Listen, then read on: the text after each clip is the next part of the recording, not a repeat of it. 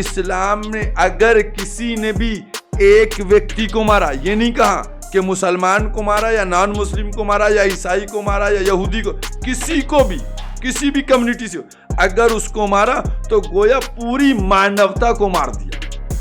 एक बिजनेसमैन और एक प्रेसिडेंट में पहले गठबंधन हुआ, ठीक है, और दोनों ने 4 महीने के अंदर क्या हुआ कि वो गठबंधन टूट गया, जो सुबह से मीडिया में चल रहा है। जन्नत की खिड़की है और वो दफन करने के लिए वहां पर 5 लाख से 8 लाख रुपए तक लोगों से लिए जाते।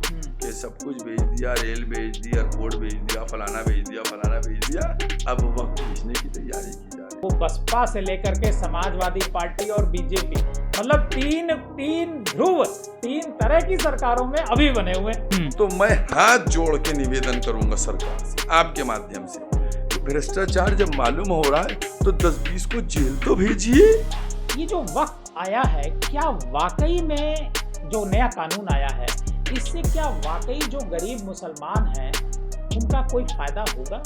ईद, बकरीद, होली, दिवाली मिलकर बैठने की, उसको और मजबूत किया जाए। ये पॉलिटिकल लोग हमारे दरमियान जो खाई बना रहे हैं अपनी सियासत को चमकाने के लिए, इनको नाकाम करने की जरूरत है। वो सरकार की तरफ से, सरकार के ही तरफ से होते हैं और सरकार के खास लोग होते हैं, लिहाजा अब उनको जेल भी नहीं भेजा जा सकता। सरकार बेवकूफ बना रही है, वो सबसे बड़ी बेवकूफ। मैंने इस प्रॉपर्टी को वक्फ कर दिया अल्लाह के लिए। जब 25 करोड़ मुसलमान खा रहे हैं और यहाँ नॉनवेज जो है 100 करोड़ है, तो वो कहाँ से आ जाएंगे 75 करोड़? होली में रंग के ऊपर पाबंदी नहीं लगा सकते। हम एक तरफ मानवता की बात करते हैं, दूसरी तरफ हम बकरीद मनाते हैं और उसमें कुर्बानी देते हैं। तो कुर्बानी का मतलब किसी की जान लेना ही तो है कि साहब आप दिवाली में पटाखे न छुड़ाए जाए, पॉल्यूशन हो रहा है, ये आप मैनेज कीजिए। अगर हमारे हिंदू भाइयों के दिवाली में पटाखे छुड़ाए जाते, छुड़ाए जाएंगे। बकरीद हर साल आती है और कई सवाल छोड़ जाती है। क्या कुर्बानी जरूरी है? क्या ये सिर्फ जानवर काटने का नाम है या खुद के अहम को काटने का दिन? और सबसे अहम, क्या बकरीद अब सियासत का नया मैदान बन गई है? नमस्कार, आदाब, सत श्री अकाल। डीएनएम पॉडकास्ट में आपका स्वागत है। डीएनएम पॉडकास्ट में आज हमारे साथ हैं सिया धर्मगुरु मौलाना सैफ अब्बास साहब। सैफ अब्बास साहब से आज हम खुल करके बात करेंगे धर्म, समाज और सियासत के उस मोड़ पर जहां कुर्बानी बहस का मुद्दा बन चुकी है। मौलाना सैफ अब्बास, आपका डीएनएम पॉडकास्ट में स्वागत है। शुक्रिया। मेरा सबसे पहला सवाल आपसे ये है कि आखिर बकरीद जो मनाई जाती है, हम लोग यही जानते हैं कि बकरीद का मतलब है कि कुर्बानी, मतलब बकरे की कुर्बानी दी जाती है और उसे बकरीद कहते हैं, मतलब जो आम बोलचाल की भाषा में जाना जाता है। वाकई में इसकी हिस्ट्री क्या है और बकरीद है क्या? बिस्मिल्लाहिर्रहमानिर्रहीम। देखिए, ऐसा है कि जो बकरीद का मसला है, इसकी पूरी एक तारीख़ है जो हमारे पैगंबर जनाब इब्राहीम अलैहिस्सलाम थे, उनसे सिलसिला शुरू हुआ है। और उसकी जो तारीख़ है वो ये है कि उन्होंने एक दिन, इसका कुरान में जिक्र है जी।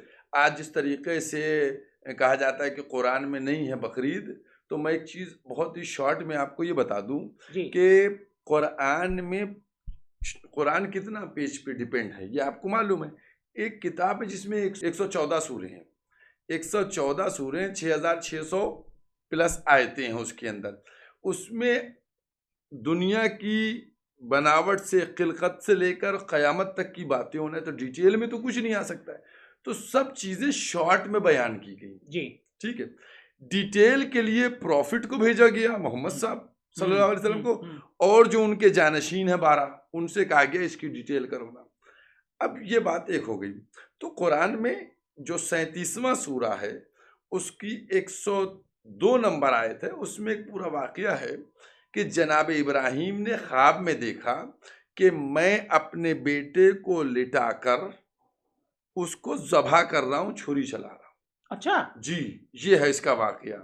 अपने बेटे को जनाब इब्राहीम जो हैं वो अल्लाह से बहुत करीब थे। अच्छा। और अल्लाह, आप मुझसे करीब हैं नहीं हैं तो आप टेस्ट लीजिएगा नहीं लीजिएगा, तो ये इब्राहीम का टेस्ट हुआ था। जनाब इब्राहिम का इम्तिहान हुआ था। मतलब इब्राहिम साहब का ये टेस्ट हुआ जी, इम्तिहान हुआ था कि तो बच्चे का आप कुर्बानी हाँ, दे सकते हैं कि नहीं दे सकते। हाँ, तो उनके बेटे इस्माइल थे।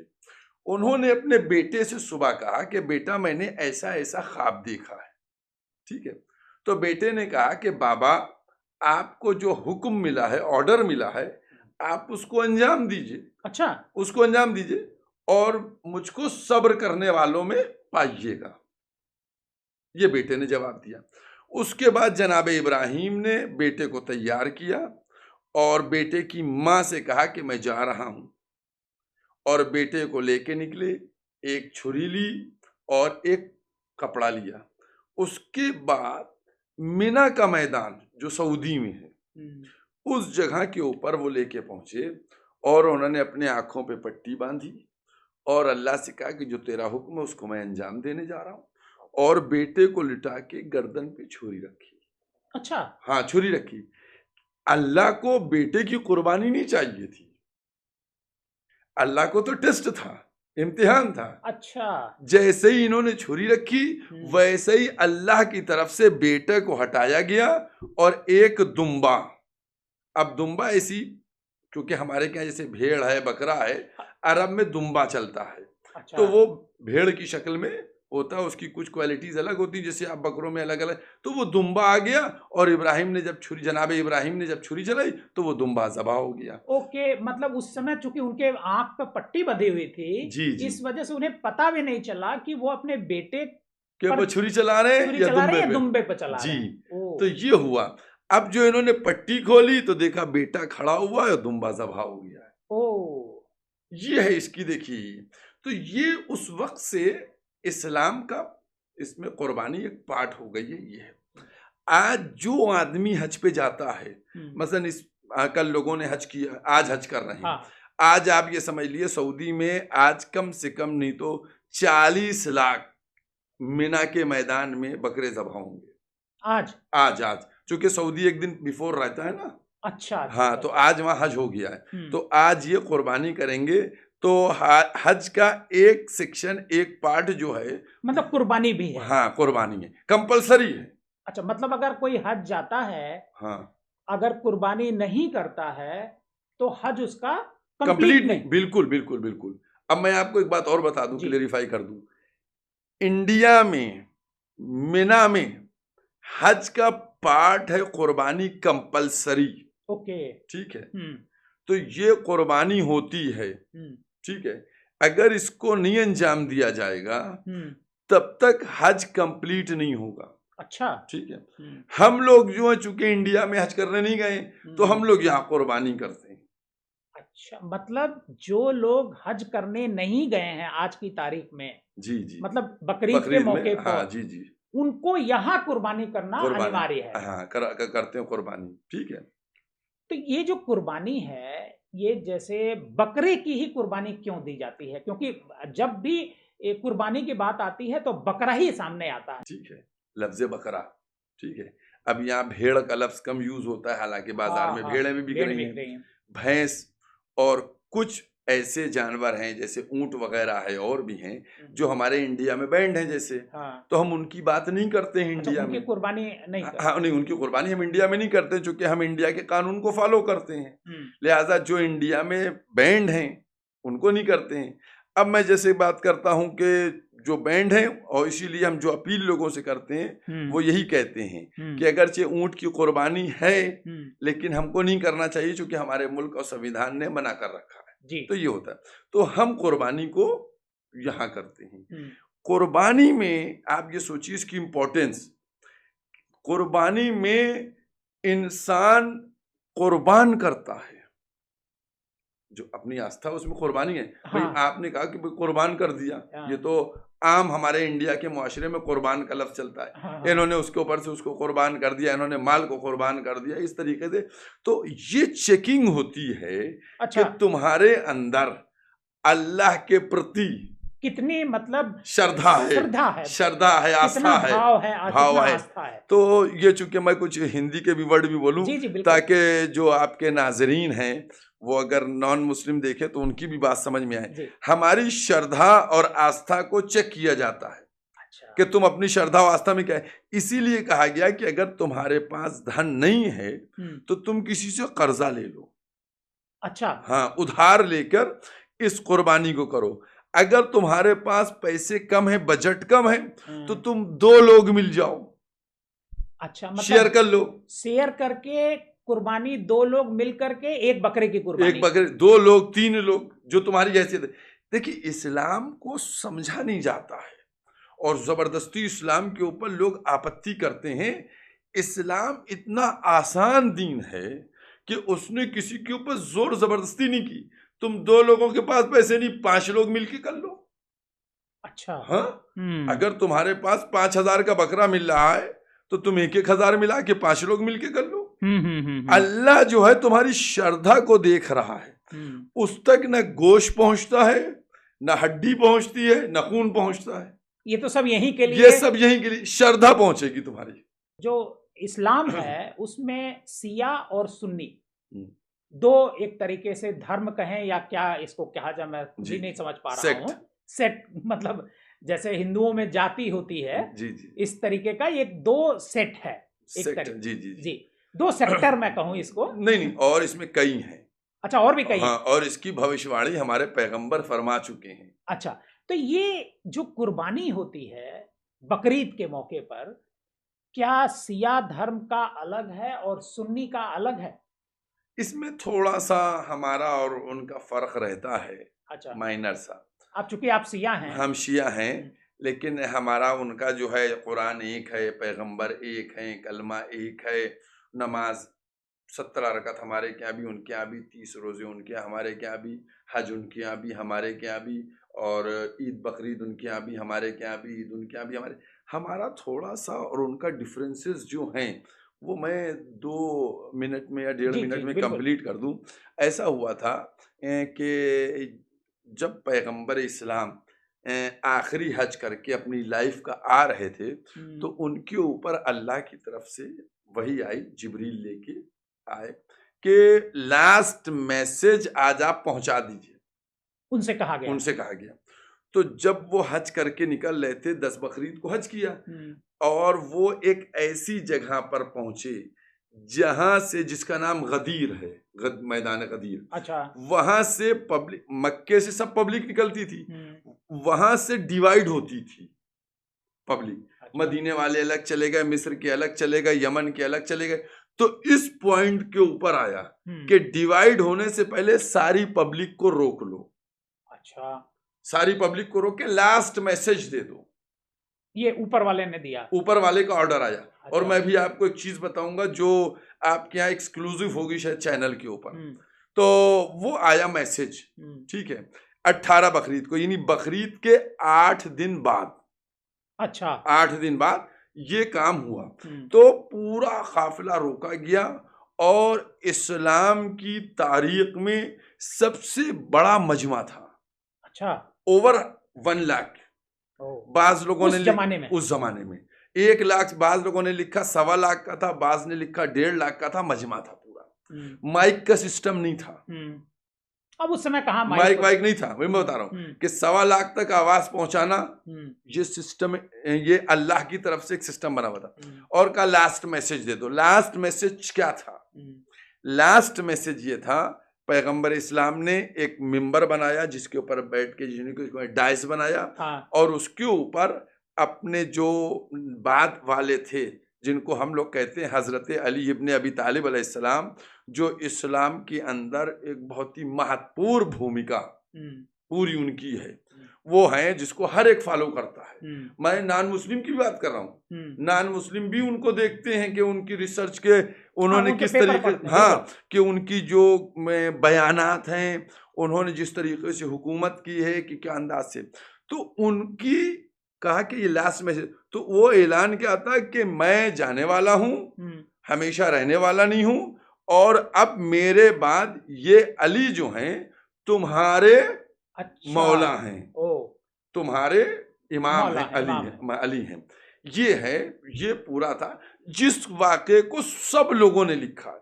ये हिस्ट्री में जाइएगा, ये मैं वो बात कर रहा हूँ जो बिल्कुल हिस्ट्री में है, आपको मिले। हिस्ट्री में जाइएगा तो ये वाकया मिलेगा हिस्ट्री में कि हाँ ये वाकया हुआ था। उसमें 2 वर्डों को चेंज कर दिया गया। अच्छा, हम लोगों ने कहा कि जो, अच्छा सुनिए और दूसरी बात सुन लो जो सबसे इंपॉर्टेंट है, मैंने कहा एक्सक्लूसिव है। 18 बकरीद उसी दिन इस्लाम के लिए आयत आई कि आज इस्लाम कंप्लीट हो गया। इसका क्या मतलब? मतलब अब इस्लाम में कोई चेंज नहीं होना है, ना कोई नया ले आना है। मतलब जो रीत रिवाज जो बन गए, जो नियम कानून ये लास्ट मैसेज है। अब उसी दिन ये भी आ गया, कुरान में आज भी आयत मौजूद है, आज इस्लाम कंप्लीट हो गया। इस्लाम 18 गदीर को कंप्लीट हुआ था, उसके बाद ना कोई नया मैसेज आया अल्लाह की तरफ से, मतलब कोई चेंज उसके बाद कोई चेंज नहीं, फिनिश। वही में मान लिया गया कि ये एंड है, एंड हो गया। भाई लास्ट मैसेज ये था। रसूल ने, जो प्रॉफिट थे, उन्होंने अपने बाद वाले को बता दिया कि अब ये हमारे बाद है, मैसेज फिनिश। कुरान में आयत मौजूद है, सारा मुसलमान पूरी दुनिया का, चाहे सुन्नी हो, शिया हो, मालिकी हो, हनफी हो, देवबंदी हो, सब इसको एक्सेप्ट करेंगे कि हाँ फिनिश हो गया। तो 18 तारीख को यानी 8 दिन बाद दीन मुकम्मल हो गया, और हम शिया कम्युनिटी उस दिन ईद गदीर मनाती है। अच्छा, और इस्लाम की सबसे बड़ी ईद वही है। सबसे बड़ी ईद वही है। ईद उल फित्र जो है ये इंपॉर्टेंट ईद है, बकरीद इंपॉर्टेंट है, लेकिन इनको बड़ी नहीं कह सकते आप। मतलब कल जो बकरीद मनाई जाएगी ईद है, इसको ईद उल कुछ कहते हैं, ईद उल कुर्बान कहते हैं, ईद उल फित्र कहते हैं। ये ईदें हैं, ठीक है, लेकिन उस ईद के साथ लफ्ज बड़ा जुड़ा ईद अकबर है। तो मतलब अभी कल के 8 दिन बाद जो ईद है, ईद गदीर, वो ईद गदीर अकबर है। अच्छा, वो महत्वपूर्ण ज्यादा है, वो सबसे महत्वपूर्ण है।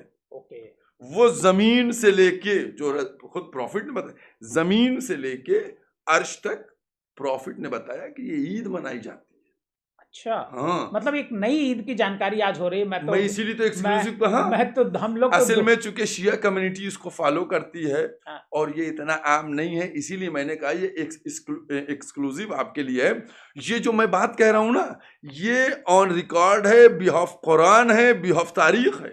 ये नहीं है कि सैफ अब्बास ने आके कुछ अपनी तरफ से मनगढ़ंत बात कह दी है, समझ गए? नहीं सैफ अब्बास साहब, मैं ये बात ये भी जानना चाहूंगा कि जो शिया कम्युनिटी है वो लखनऊ में सबसे ज्यादा है। हाँ, अब यहीं से नहीं, एक चीज हाँ, बस यहीं से डिवाइड थोड़ा सा शुरू हुआ।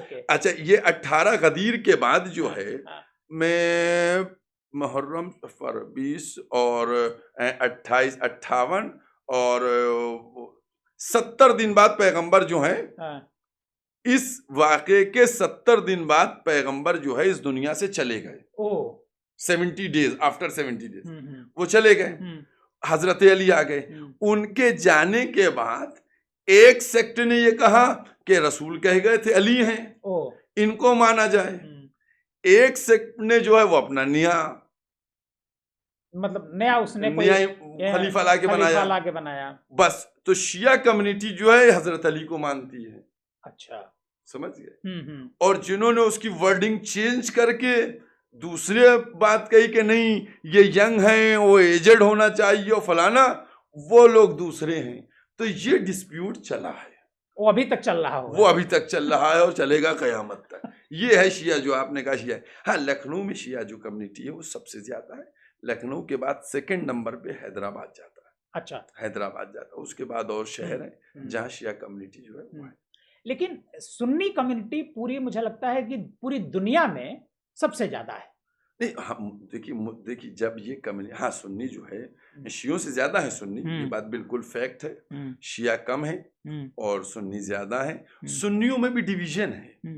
अब देखिए क्या है, आपको एक बात और बता दूं, बहुत ही सब आपको, क्योंकि जो आपने शिया सुन्नी छेड़ी है बात, तो इसको मैं प्रूफ करूं कि मैं सही हूं या आप सही हैं। देखिए ऐसा है, हम तो सही, मुझे तो पता ही नहीं है। एग्जाम्पल से मतलब ये कि सामने, तो मैं बता दूं कि शिया कम्युनिटी जो है, चाहे इंडिया के किसी गांव में हो, चाहे अमेरिका और कनाडा जापान में हो, इनको सब की नो डिस्प्यूट। अच्छा।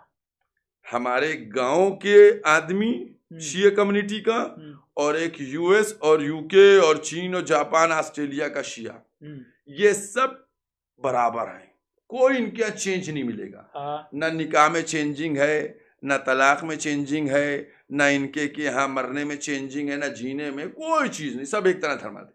लेकिन जो हमारे सुन्नी भाई हैं, इनके यहाँ कई डिवीजन है, पार्ट्स हैं।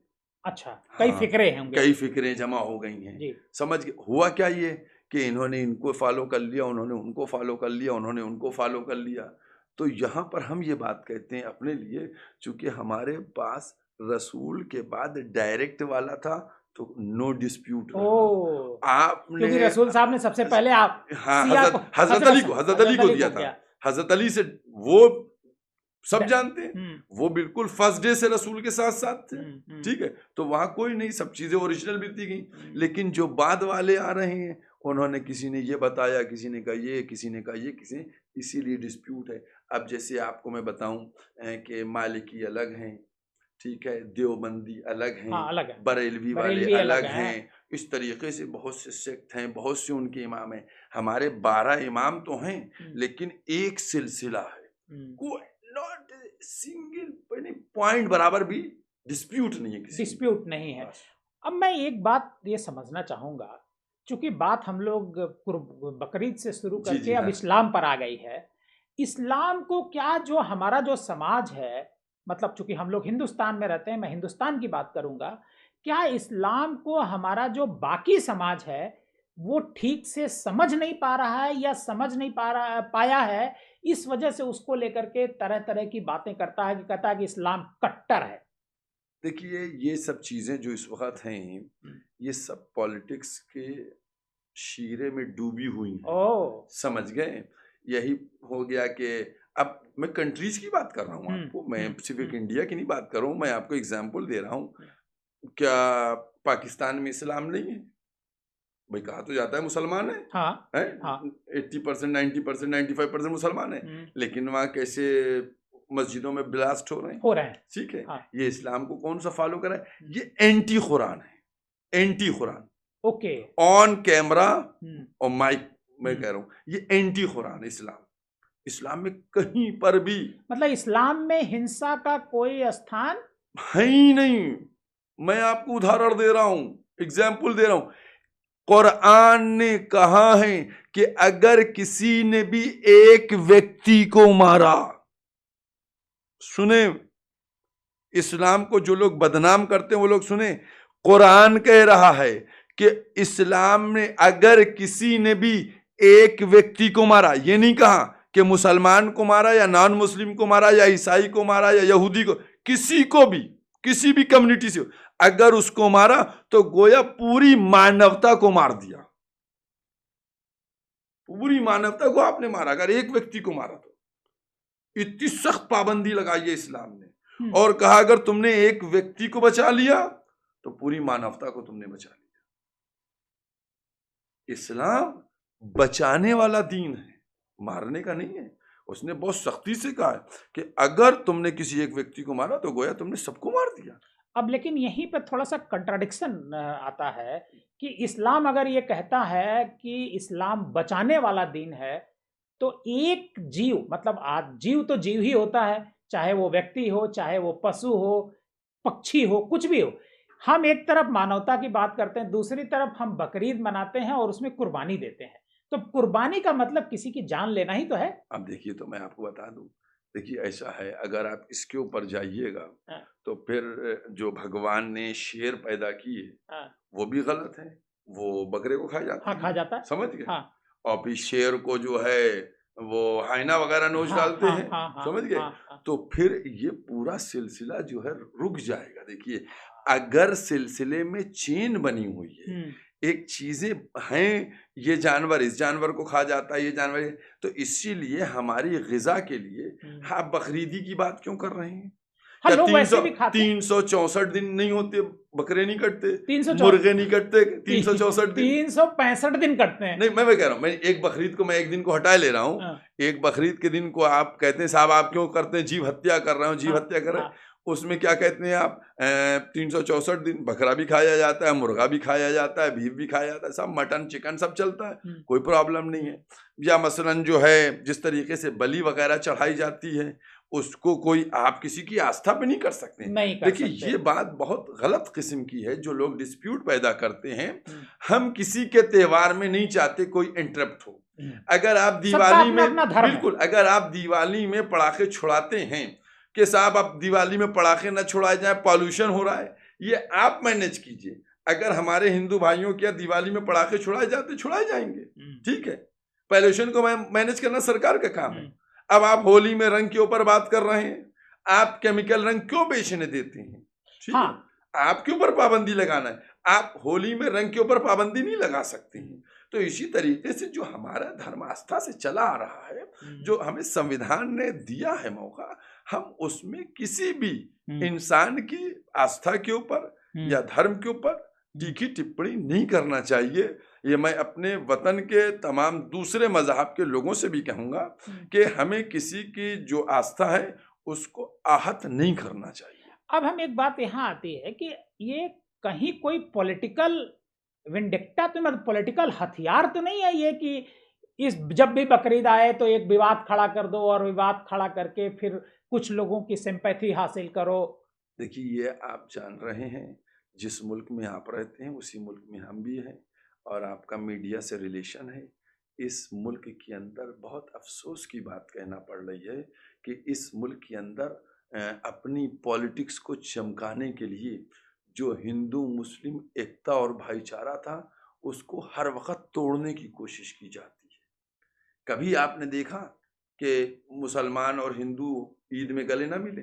कभी आपने देखा हिंदू मुसलमान होली में भी गले मिलते थे, ईद में भी मिलते थे, दिवाली में भी आना जाना सब कुछ होता था। अब मुझे लगता है बकरीद पे सबसे ज्यादा मुस्लिम भाइयों के यहाँ हिंदू लोग ही जाके बकरे खाते हैं। अब वो ठीक है, मैं नहीं कह सकता ये आप कह रहे हैं लेकिन ये कह देंगे ये कह रहे हैं, लेकिन मैं कह रहा हूँ कि हमारे भाई नहीं इनवाइट करते हैं लोग, इनवाइट करते हैं लोग। मैं किसी को, अगर आप बकरे की बात कर रहे हैं, मैं आपसे कह रहा हूँ कि मुसलमान 30 करोड़ है इंडिया में, हाँ, नॉन मुस्लिम 110 करोड़ इंडिया में, एक रफली आइडिया जो है, ठीक है।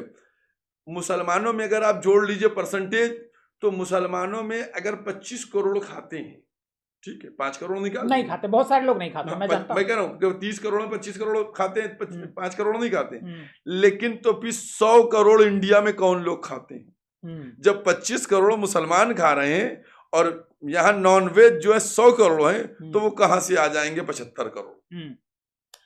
मतलब ये पॉलिटिकली मामला लग रहा है टोटली। बहुत मैं कह रहा हूं, हम आपके माध्यम से, आपके जरिए से अपनी देश की जनता से कहना चाहते हैं, मेरे देशवासियों, हमारे अंदर जो पुरानी रीतें थीं भाईचारे की, ईद बकरीद होली दिवाली मिलकर बैठने की, उसको और मजबूत किया जाए।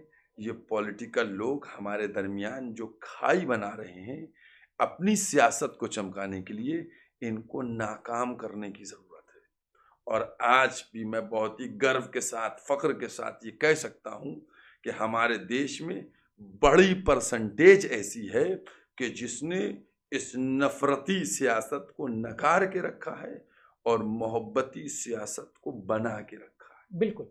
अब हम चूंकि इस्लाम की बात हो गई, बकरीद की बात हो गई, तो हम चूंकि वक्फ का एक बड़ा इशू चल रहा है और सिया और सुन्नी दोनों वक्फ को पर नज़र रखते हैं, उनके पास वक्फ है, बहुत सारे लोग वक्फ करते हैं।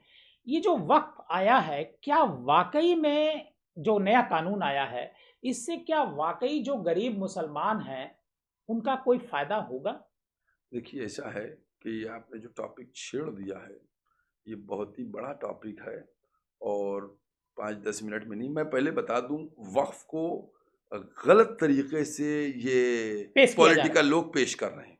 पहले तो हम अब यही शुरू करते हैं कि वक्फ है क्या? वक्फ क्या मैं बता रहा हूँ, पॉलिटिकल लोगों को बता रहा हूँ और मैं अपनी देश की जनता को बता रहा हूँ। मैं चूंकि टीवी डिबेट में तो जाता नहीं हूँ और मैं अपना मैसेज चाहता हूं कि आपके माध्यम से दे दूं।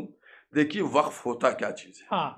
आज आप देखिए जो बड़ा इमाम बाड़ा वक्फ है, छोटा इमाम बाड़ा वक्फ है, बड़ी बड़ी इमारतें वक्फ हैं, बहुत बड़ी बड़ी बड़ी बड़ी पूरे हिंदुस्तान में बड़ी बड़ी इमारतें वक्फ क्यों की जाती।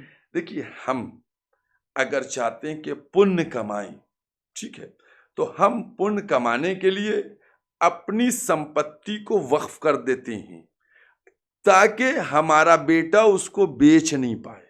वक्फ का मतलब कहीं कुछ दान से लेना। हाँ, दान, वही मैं कह रहा हूं। हम कोई चीज अपनी पुण्य का जहां शब्द आता है वही दान का दान, वहां पर दान की दान है। इसको दान आप कह रहे हैं, हम इसी को वक्फ कह रहे हैं। हमने एक प्रॉपर्टी जो है, मसलन फॉर एग्जांपल ये कमरा मेरी प्रॉपर्टी है, ठीक है, मैंने इस प्रॉपर्टी को वक्फ कर दिया अल्लाह के लिए कि इस प्रॉपर्टी में अगर हम छोड़ के चले जाएं बगैर वक्फ किए, कर मेरा बेटा बेच सकता है। हाँ। लेकिन अगर हमने अल्लाह के लिए वक्फ कर दिया कि इससे गरीब लोग फायदा उठाएं, अब जिसके पास बेचारे के पास मकान नहीं है वो आके यहाँ रात में सो सकता है।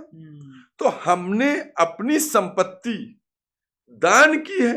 जो इल्जाम हम पर लगता है ना कि हम दूसरों की संपत्ति ले लेते, जब हम अपनी संपत्ति खुद दान कर रहे हैं तो हम आपकी संपत्ति क्यों लेंगे। हमने तो करोड़ों खरबों रुपए की संपत्ति दान कर रखी है, हम दूसरे की संपत्ति क्यों लेंगे। ये सोचने वाली बात है। वक्फ का मतलब ये दान की हुई संपत्ति। तो जो व्यक्ति दान कर रहा है वो कैसे दूसरे की संपत्ति लेगा। नंबर एक बात ये है। नंबर दो बात ये करी जान इसीलिए जाती थी, दान इसीलिए की जाती थी कि दान की जाए संपत्ति और इससे गरीब लोग, जो पिछड़े लोग हैं, वो इससे फायदा उठाएं, गरीबों की मदद हो। पूरी डीड बनती थी, पूरी डीड बनती थी वक्फ की। ये बता दूं आपसे, उसमें हम अपनी प्रॉपर्टी को, हम इसमें जैसे डीड की कि ये मेरी प्रॉपर्टी जो है इसको मेरा बच्चा कभी बेचेगा नहीं, मेरी औलाद नहीं बेचेगी। अब ये डीड हमने दो तरह से लिखी कि हमारे परिवार का जो भी कमजोर व्यक्ति होगा, जिसके पास रहने की जगह नहीं होगी, वो आके रह सकता है। अब हमने या तो ये परिवार की शर्त लगा दी, या हमने कहा नहीं परिवार का नहीं, हमारे समाज का कोई भी व्यक्ति जो गरीब हो वो आके यहाँ रह सकता है। नंबर एक बात ये। नंबर दो बात ये कि जैसे अगर इसके नीचे एक दुकान है तो हमने कहा इस दुकान से जैसे 200 रुपए आते हैं किराए के, उसके किराए के जो 200 रुपए आते हो, उन 200 रुपयों में से 4 विधवा को 50-50 रुपए दे दिए जाएं। अच्छा, महीना। ये डीड लिखी जाती थी अलग अलग, मतलब डीड लिख दी कि 4 विधवा को, जैसा कोई चाहे वैसा लिख, जैसा चाहे वो लिख दे। हमने डीड लिख दी कि इससे जो 200 रुपए आएंगे ये अनाथ बच्चों की शिक्षा में खर्च किए जाएंगे, या मसलन इससे जो 200 रुपए आएंगे वो जो फलानी जगह पे अनाथ आश्रम है वहां दे दिए जाएंगे, या किसी भी अनाथ आश्रम में। तो ये हम लोग दान करते हैं, पुण्य करते हैं, ये गलत तरीके से पॉलिटिकल लोग और इसको मीडिया पेश कर रही है कि हम दूसरों की जमीन खा जाते हैं। नंबर एक बात ये। नंबर दूसरी बात आपसे और कहने जाना, जो बेवकूफ बनाया जा रहा है, बेवकूफ मतलब सरकार बेवकूफ बना रही है। वो सबसे बड़ी बेवकूफ क्या बना रही है, इसके ऊपर भी आप कर लें। दो बातें और कहूंगा, बात मेरी बहुत ही शॉर्ट में। नंबर एक बात ये कहते हैं कि अगर सरकार कहती है भ्रष्टाचार हो रहा है, तो मैं हाथ जोड़ के निवेदन करूंगा सरकार से आपके माध्यम से कि भ्रष्टाचार जब मालूम हो रहा है तो 10-20 को जेल तो भेजिए। मैं तो कह रहा हूं आपसे, हर चैनल पे मेरे जिसने भी बाइट ली, मैंने कहा जेल भेजिए जिसने भ्रष्टाचार किया है। अभी भी एक व्यक्ति को आपने जेल नहीं भेजा भ्रष्टाचार में, इससे आपकी नीयत में खोट है। हाँ, मतलब सही दिशा में नहीं चल रहा मामला। सही भाई, हम कह रहे हैं, मुझे मालूम है, शिकायतें हैं, नीचे से लेकर ऊपर तक शिकायतें हैं। आप भेजिए जेल, आप जेल नहीं भेज रहे, क्यों नहीं जेल भेज रहे, भ्रष्टाचार हो रहा है भेजिए। अब होता क्या है, चूंकि जो बोर्डों में लोग बना के बिठाए जाते हैं वो सरकार के ही तरफ से होते हैं, और सरकार के खास लोग होते हैं, लिहाजा अब उनको जेल भी नहीं भेजा जा सकता। अब यूपी जो वक्फ बोर्ड है, जो साहब हैं यहाँ पर जफर फारूकी साहब, वो बसपा से लेकर के समाजवादी पार्टी और बीजेपी, मतलब तीन ध्रुव, 3 तरह की सरकारों में अभी बने हुए। फौरन हटाया जाता है जैसी सरकार बदलती है, लेकिन तीनों बसपा वाले जो है समाजवादी, फौरन उन्होंने पाला बदल लिया, वो समाजवादी में आ गए और फिर भाजपा में आ गए। अब ये अन्याय तो देखिए क्या है। समझ गए। और उन्होंने कहा अब एक्सटेंशन होना है, उन्होंने कहा कैसे एक्सटेंशन हो, उन्होंने कहा बाबरी मस्जिद के लिए लेटर लिख के दे दो, उन्होंने कहा अभी दिया देता हूँ, एक्सटेंशन कर दो मेरा चेयरमैन के लिए, हो गया एक्सटेंशन उनका। तो देखिए ये क्या, एक मिनट में यहाँ रुकूंगा, ये क्या बाबरी मस्जिद वाला क्या इस वक्त कुछ मुझे पता है क्या लिख करके उन्होंने दिया?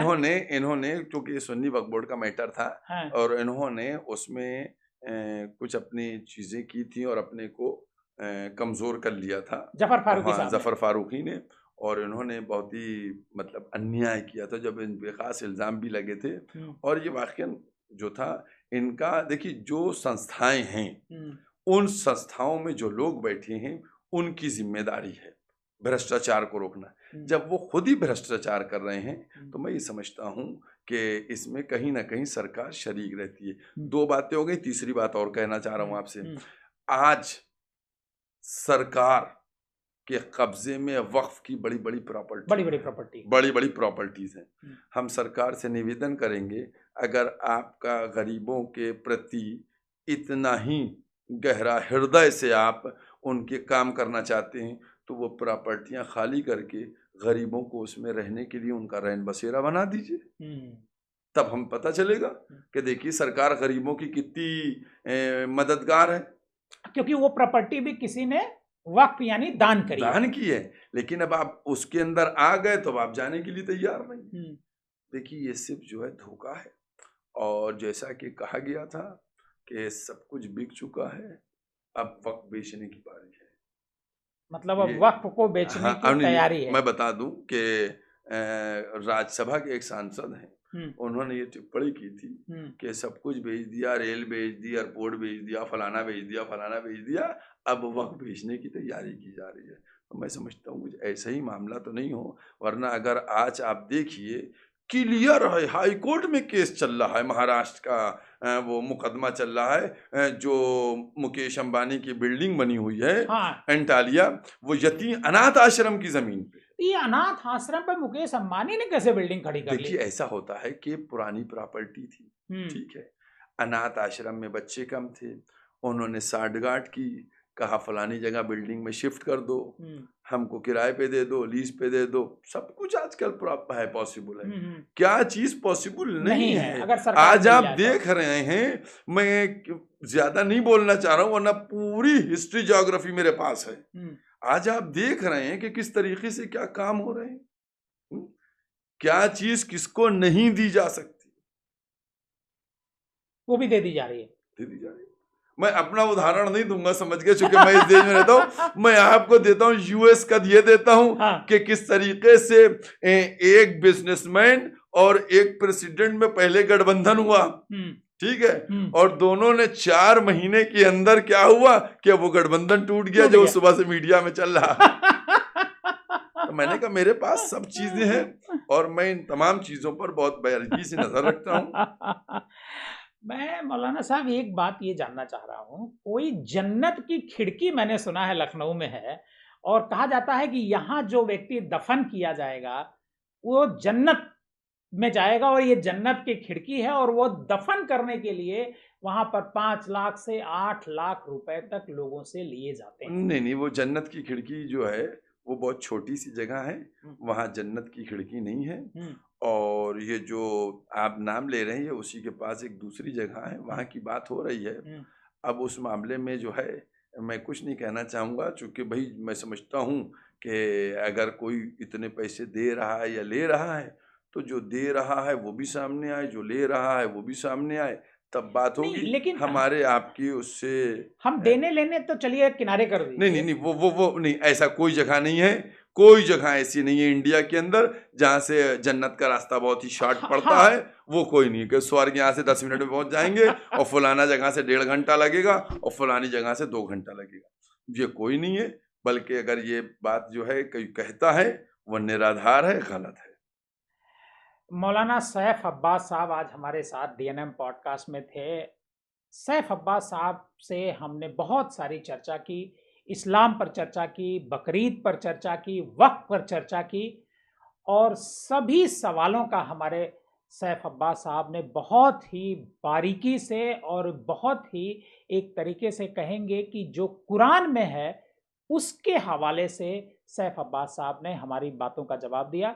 सैफ अब्बास साहब, आपका बहुत बहुत शुक्रिया। और मुझे पता नहीं है शुक्रिया कि बकरीद के मौके पे बधाई दी जाती है या क्या दी जाती है। बकरीद के मौके पर बधाई दी जाती है, तो मेरी आपको बकरीद के मौके पर बहुत बहुत बधाई और शुभकामना। धन्यवाद।